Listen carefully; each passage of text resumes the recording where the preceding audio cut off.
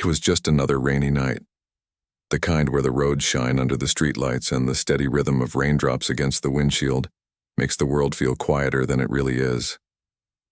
John was exhausted, his hands still smelling like engine oil from the long shift at the garage. All he wanted was to get home, take off his soaked jacket, and rest. But then he saw her. A car sat motionless on the side of the road, hazard lights blinking in the dark. Next to it stood a woman, hugging her coat tightly against the cold rain. Most drivers sped past without a second glance. But John, he wasn't that kind of person. With a sigh, he pulled over. He didn't know it yet, but this single moment, this simple choice to stop, was about to change everything. 2 days later, as John sipped his morning coffee, the sound of whirring blades made him freeze. He stepped outside, eyes wide. A helicopter had landed right in front of his house. Men in suits stood waiting. His heart pounded. What was happening? Who were they? And most importantly, what did they want with him? The rain was relentless. Thick droplets pounded against John's windshield, the wipers working overtime to keep up. The road ahead was slick, glistening under the dim glow of the streetlights.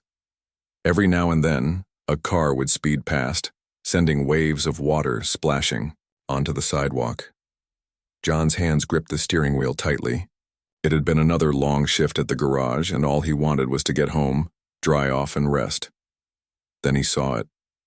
A car sat motionless on the side of the road, hazard lights flashing like a silent cry for help. The faint figure of a woman stood, beside it, arms wrapped tightly around herself. She was drenched, shivering, and completely alone. John's first instinct was to keep driving, not because he didn't care, but because he was exhausted. It was late. The rain was coming down hard.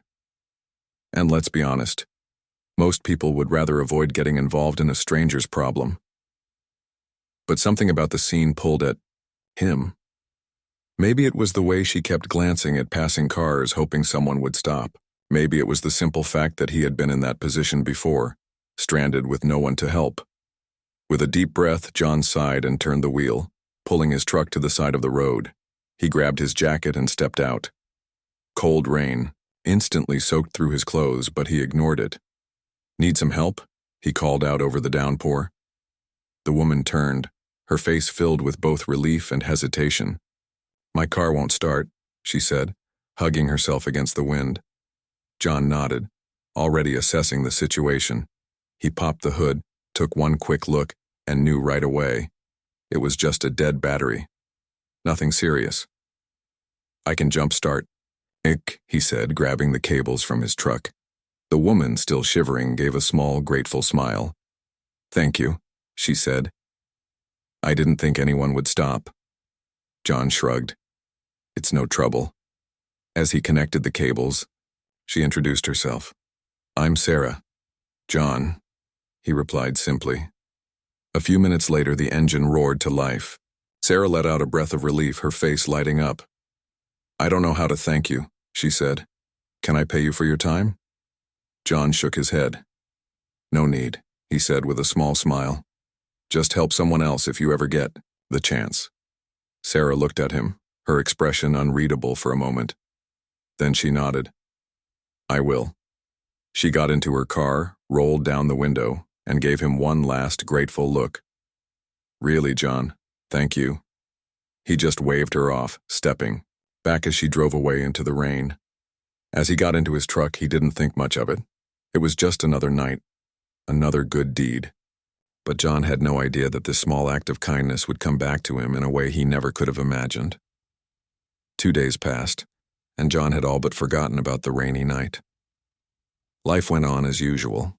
Early mornings, long hours at the garage, grease-stained hands, and the familiar hum of engines. Then his phone rang. John wiped his hands on a rag and grabbed it. It was his neighbor. "John?" The voice on the other end said, urgent and breathless. "You need to come home." Now, John frowned. "What's wrong?" There's a helicopter in front of your house." John blinked. "A what?" "You heard me," the neighbor said. "It just landed, and there are men in suits waiting for you." John felt his stomach drop. This had to be a joke, right? Who in the world would send a helicopter to his house? Without wasting another second, he tossed the rag aside, grabbed his keys, and jumped into his truck. The drive home felt longer than usual. His mind raced. Was this some kind of mistake? His mind raced. Was this some kind of mistake? Had something happened? As he turned onto his street, his breath caught. There it was, a sleek, black helicopter, sitting right in front of his modest house. The blades had stopped spinning, but the presence of it alone was enough to make his heart pound. Several well-dressed men stood nearby, their eyes fixed on him as he pulled into his driveway. John barely had time to get out of his truck before one of them stepped forward and handed him an envelope. "Mr. Thompson," the man said, his voice calm but firm. "We're here on behalf of someone you helped a few days ago." John's hands shook slightly as he opened the envelope. Inside was a simple letter. "Thank you for your kindness. Please come with us." John swallowed hard. What had he just walked into?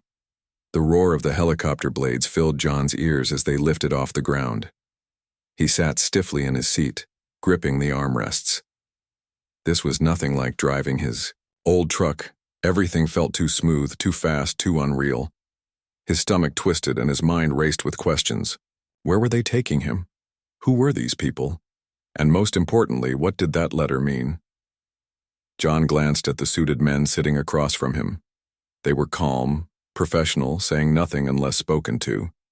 He had tried asking questions when they first boarded, but the only response he got was, "You'll find out soon."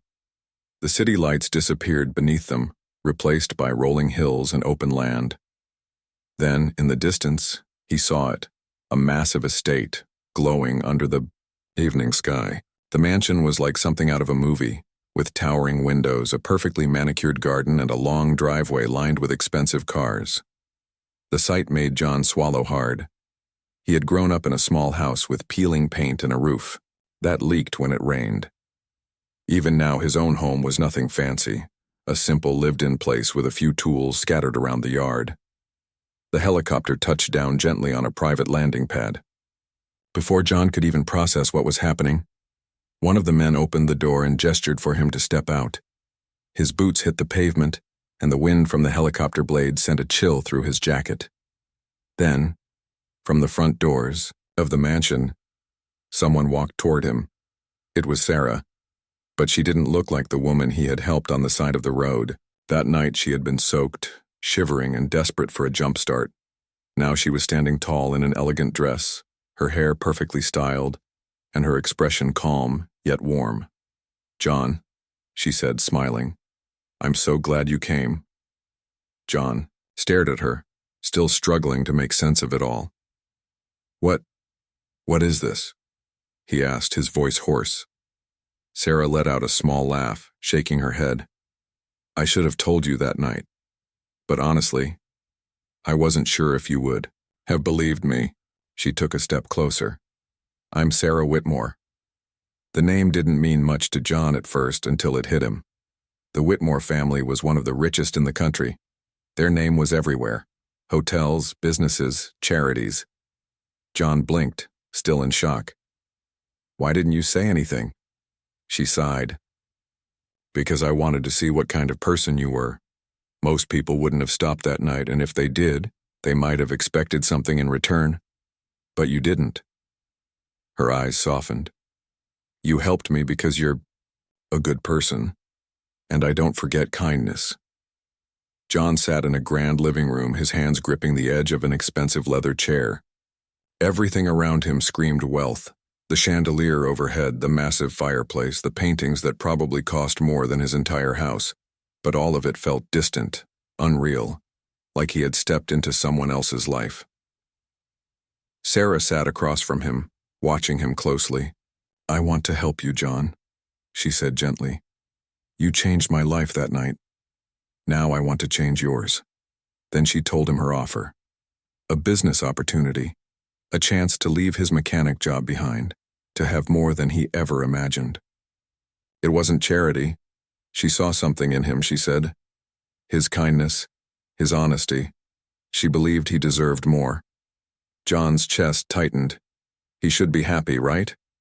Most people would jump at this without thinking twice. But something held him back. He had spent his whole life working hard, earning every dollar with his own hands. This felt too easy. Too good to be true?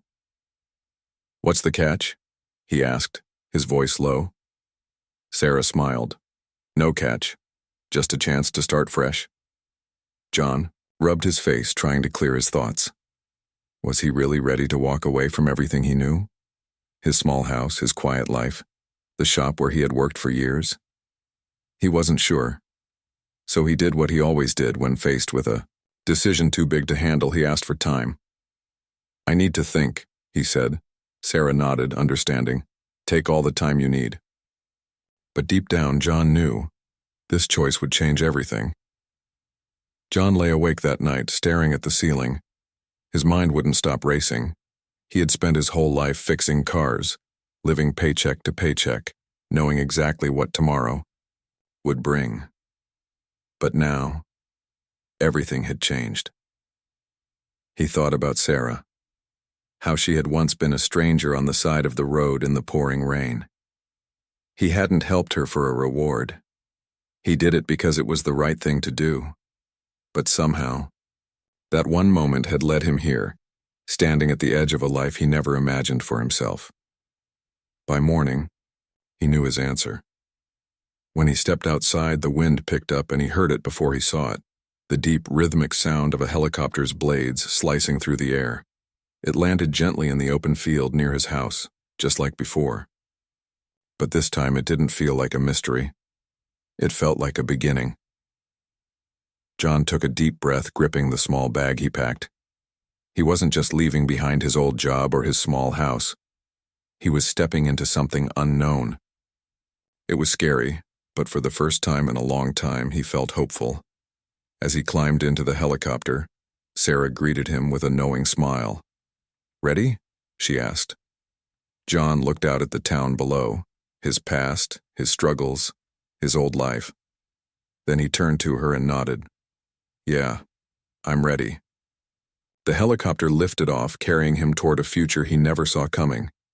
His act of kindness had changed someone's life, and in return, it had changed his own. Kindness is a simple thing, but sometimes it leads to something bigger than we could ever imagine. John didn't stop that night expecting anything in return. He was just a tired mechanic on his way home, but he chose to help someone stranded in the rain. That small decision, just a few minutes of his time, changed the course of his life forever. Sarah wasn't just some random person with a dead battery. She had the power to change lives, and because John showed her kindness without expecting anything, she decided to do the same for him. Life has a strange way of working like that. One moment, you're struggling to get by, and the next you're given a chance you never saw coming. But here's the real question. What would you do? If someone offered you an opportunity like this, would you take it? Would you leave everything you know behind for something bigger, something unknown? John took that leap, not because he was certain of what would happen, but because he knew that staying the same was no longer an option. Now, I want to hear from you. Have you ever helped someone without expecting anything in return? Have you ever had a moment where one decision changed everything? Let me know in the comments below, and if you enjoyed this story, make sure to like this video, subscribe to the channel, and turn on notifications so you never miss out on more stories like this, because sometimes the smallest choices have the biggest impact. Who knows? The next act of kindness you show might just change your life too.